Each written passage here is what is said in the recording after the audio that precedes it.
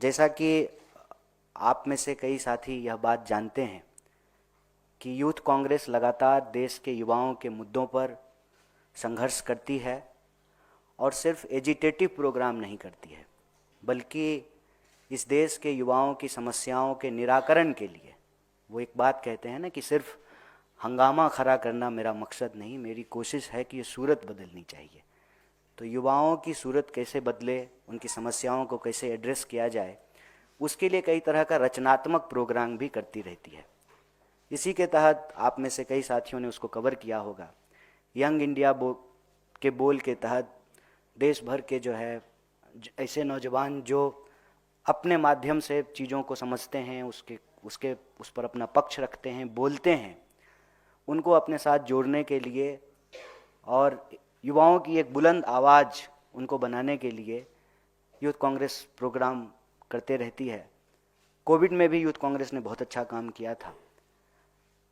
तो आज जो इस देश में परिस्थिति है, और मैं ये बात बहुत तकलीफ में कह रहा हूँ, एक राजनीतिक औपचारिकता के तहत नहीं, जो एक वास्तविकता है। आप सब भी अगर अपने आप से सवाल पूछेंगे तो आपके मन में भी यह बात खटकी होगी कभी ना कभी कि पढ़े लिखे नौजवानों को, पहले कहते थे जो सादा बीए करता था हमारे यहाँ कि ये ब्याह क्लास है, आप बीए पढ़ कर रहे हैं मतलब शादी के लिए पढ़ रहे हैं। शादी में जो बायोडेटा बनेगा उसमें लिखेंगे कि लड़की बीए पास है, लड़का बीए पास है। तो प्रोफेशनल कोर्स करना चाहिए, टेक्निकल कोर्स करना चाहिए। दिन रात लोग जो है पढ़ते थे कि आईआईटी में बस एडमिशन हो जाए, एडमिशन होते ही रिश्ते आने शुरू हो जाते थे। अभी कोर्स कंप्लीट भी नहीं हुआ है, नौकरी पक्की। आज आईआईटी के 50% ग्रेजुएट को नौकरी नहीं मिल रही है। आईआईएम में आपने जो है बहुत सारे पत्रकार साथी हैं यहाँ पे, बस नौकरी हो जाए, अच्छे संस्थान में जो है एडमिशन हुआ, रिजल्ट आया, अच्छे संस्थान का ऑफर लेटर, धीरे धीरे धीरे धीरे रोजगार के सारे अवसर बंद कर दिए गए।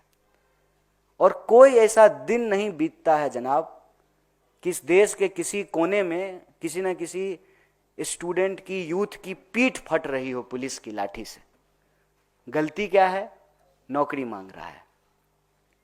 हालत यह है कि जिस चीज का हमको गर्व होना चाहिए, कहाँ तो तय था चिरागा हर एक घर के लिए, कहाँ चिराग मयस्सर नहीं शहर के लिए। दुनिया का सबसे नौजवान देश, 55% पॉपुलेशन यूथ है, हर 5वां युवक दुनिया का भारतीय है। 25% की आयु को आप देखेंगे, इतना नौजवान भारत कभी नहीं था। मानव सभ्यता के इतिहास में जितना नौजवान आज भारत है कभी नहीं था। इतनी नौजवान आबादी, पढ़े लिखे लोग, और वास्तविकता क्या है? 1 घंटे में 2 नौजवान आत्महत्या कर रहे हैं। सारे सुसाइड रेट को जो है यूथ सुसाइड ने सरपास कर दिया है। किसान को भी 1 घंटा घड़ी में होगा, 2 नौजवान इस देश का अपनी जान गंवा चुका होगा। ये कितनी दर्दनाक बात है कि आप सोचिए, जो पॉपुलेशन ग्रोथ है उसको सुसाइड रेट ओवरपास कर दिया है। और ऐसा क्यों हो रहा है? इसकी वजह क्या है? इसकी वजह यह है कि एक तरफ पढ़े लिखे नौजवान को 5,000 की नौकरी नहीं है, और एक नौजवान, उसकी शादी में 5,000 करोड़ खर्च किया गया। एक ही देश है, एक तरफ 5,000 की नौकरी नहीं है, दूसरी तरफ शादी में 5,000 करोड़ खर्च किया गया। लोगों को खाने को नहीं मिल रहा है, तभी तो सरकार जो है 5 किलो अनाज दे रही है ना। हाथी खिचड़ी खा रहा है, हाथी तो छोड़िए पत्रकार भी खा ले रहा है। ये हम सब देख रहे हैं अपनी आंखों से। इसीलिए साजिश के तहत इन नौजवानों को नशे में धकेला जा रहा है। हजारों करोड़ के ड्रग्स तो पकड़े जाते हैं, जो नहीं पकड़े जाते हैं उसकी बात छोड़ दीजिए। नौजवान अगर होश में होगा, होश वालों को खबर क्या बेखुदी क्या चीज है, तो नौकरी मांगेगा ना, तो उसको नशे में धकेलो, साजिशन। और नशा करके नौकरी तो दे नहीं रहे हैं। आईपीएल शुरू हुआ, कहा कि गली गली जो है क्रिकेटर निकालेंगे, गली गली जुआरी बना दिया है, साल भर जुआ चलता है। अपने बच्चों का ड्रीम खराब नहीं हो जाए इसलिए हमको कह रहा है कि ड्रीम 11 पे टीम बनाओ। अरे हमारा ड्रीम था डॉक्टर बनने का, हमने डॉक्टरी पढ़ी। इंजीनियर बनने का ड्रीम है, प्लेयर बनने का ड्रीम है, डॉक्टर बनने का, एडमिनिस्ट्रेटर बनने का, पत्रकार बनने का, कवि बनने का, लेखक बनने का ड्रीम है। क्या देश बना करके दे रहे हैं। सीधा सीधा जो ये मॉडल है ये लूट का मॉडल है।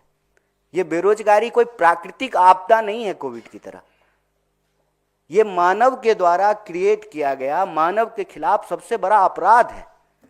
जब आपने नोटबंदी की, हजारों चाउमीन के ठेले बंद हो गए, हजारों गोलगप्पे की दुकान बंद हो गए, हजारों जूस का ठेला बंद हो गया, हजारों छोटे छोटे रोजगार करने के जो संस्थान थे जहां लोगों को नौकरियां मिल रही थी उसको बंद कर दिया। एक तरफ कोविड की मार, दूसरी तरफ नोटबंदी की मार। और क्या टैक्स पॉलिसी है बताइए। मेरे पिताजी ग्रेजुएट भी नहीं थे, फिर भी जो है घर भी बनाए, बेटी की शादी भी की, बच्चों को भी पढ़ाया। आज का नौजवान मानव के इतिहास में मतलब नौकरी लेने से पहले ऋणी है। एजुकेशन लोन, गलत तरीके का टैक्सेशन, नौकरी अगर मिल गई गलती से, एक तो जो है भर्तियां होगी नहीं टाइम पे, अगर हो जाएगी तो पेपर लीक हो जाएगा। पेपर लीक तो मतलब मैं इस पर पहले भी बोला हूं, पहले जब डाकघर होता था और चिट्ठी लिखी जाती थी तो लेटर लीक हो जाता था। कई बार जो है लोग हाथ डाल करके बॉक्स से निकाल करके चिट्ठी पढ़ लेते थे। नौजवानों का ये बड़ा गजब का इंटरटेनमेंट हुआ करता था, तब तो मीम था नहीं। जितना लेटर लीक नहीं होता है उससे ज़्यादा पेपर लीक हो रहा है इस सरकार में। कोई ऐसा एग्जाम नहीं है जिस पर सवाल नहीं उठते हैं। पता नहीं यूपीएससी बेचारी कब तक टिकेगी। वहां भी जो है ये लैटरल एंट्री लेकर के आ गए हैं। एक भी जगह बता दीजिए जहां नौजवान पक्का करे कि हम पढ़ रहे हैं, हमको नौकरी मिलेगी। और पढ़ना भी आसान नहीं है। आप सुदूर इलाके के किसी कॉलेज में चले जाइए, जिस तरीके से फीस वृद्धि हुई है। अभी आपने देखा कि अंबेडकर यूनिवर्सिटी में जो है नौजवान अपने ही यूनिवर्सिटी में कैद थे, एक एक कोर्स पे 4-4 लाख 5-5 लाख रुपया ले रहे हैं। जो कोर्स में 5,000 में पढ़ाई हुई करती थी आज 5 लाख में हो रहा है। एडमिशन बहुत मुश्किल से, एडमिशन हो जाएगा तो पक्का है कि पढ़ने के बाद नौकरी नहीं मिलेगी। इसलिए एक नया टर्म चला है। क्या करता है लड़का दिल्ली में रहता है, कॉम्पिटिटिव एग्जाम की तैयारी करता है। एग्जाम कहाँ हो रहा है, किए जा रहा है सालों साल कॉम्पिटिटिव एग्जाम की तैयारी। उस बीच में ड्रीम भी पूरा करना है। इसीलिए जो है देखिए मोबाइल पे लोग शेयर खरीद रहे हैं, बेटिंग कर रहे हैं, जुआ खेल रहे हैं, कहीं कुछ तो मिल जाए। जब सब कुछ से फ्रस्ट्रेट हो जाएगा, कितनी बार घर को बताएगा कि एग्जाम ही नहीं टाइम पे हुआ, उम्र निकल गई। ये सुसाइड रेट जो है आज हमारे सामने एक चुनौती बन करके खड़ा है और ये क्रिएटेड है। अगर हम चाहें सही से अगर फंड का एलोकेशन करें तो रोजगार दिया जा सकता है। आप 16 लाख करोड़ बड़े पूंजीपतियों का माफ कर देते हैं, आप छोटे रोजगार करने वाले लोगों को लोन तो दे करके देखिए। यह नीति का सवाल है, यह नियत का सवाल है। लेकिन नीति जब यही है कि अपने दोस्त को व्यापार, तो देश होगा बेरोजगार। ये एक बहुत बड़ा सवाल है। और हमारे यहाँ एक कवि हुए बिहार में, मगही भाषा में लिखते थे, मथुरा प्रसाद नवीन। वो कहते थे कि भूख से तरप के मरवा काहे, मरने होते लड़के मरी जा। क्यों सुसाइड करके मरेंगे देश के लोग। यह देश जितना उस 5,000 करोड़ की शादी करने वाले का है उतना ही हमारा भी है।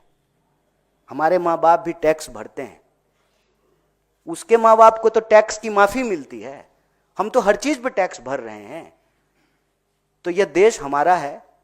मैं इस देश के नौजवानों से अपील करता हूं कि आप जान मत गवाइए, अपनी जान भी बचाइए। और इस उम्र में बिना इश्क का कुछ होता नहीं है। जिधर जाते हैं सब उधर जाना अच्छा नहीं लगता। मुझे पामाल रस्तों का नजर पर चलना अच्छा नहीं लगता। तरप के नहीं मरना है दोस्त।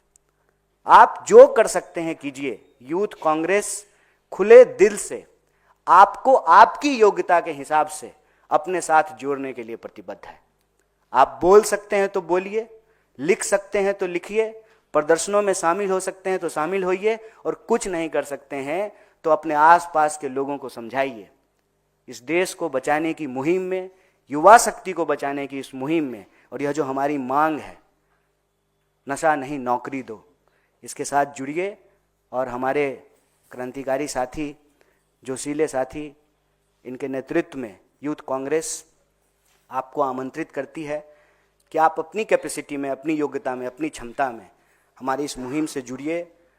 और देश तरक्की तभी करेगा जब देश के लोग तरक्की करेंगे। सबसे नौजवान देश है भारत, 55% पॉपुलेशन है नौजवान। वो तरक्की करेगा तभी देश तरक्की करेगी। तो तरक्की की इस राह में और अपने हक की इस आवाज़ में आप आवाज़ बनिए और हमारे इस मुहिम के साथ जुड़िए। आप सब लोगों ने बड़े धैर्य से हमारी बात को सुना। आप सभी साथियों का बहुत बहुत शुक्रिया। और एक पत्रकार के बारे में जो हमने बात की है, मैं आपके बिरादरी के बारे में नहीं बोल रहा हूँ, यह मेरी व्यथा है। यह इस देश के एक आम नौजवान का दर्द है। जब वो सीन देखता है तो उसको तकलीफ़ होता है कि हमारे देश के साथ क्या हो रहा है। तो आप इसको अदरवाइज नहीं लीजिएगा।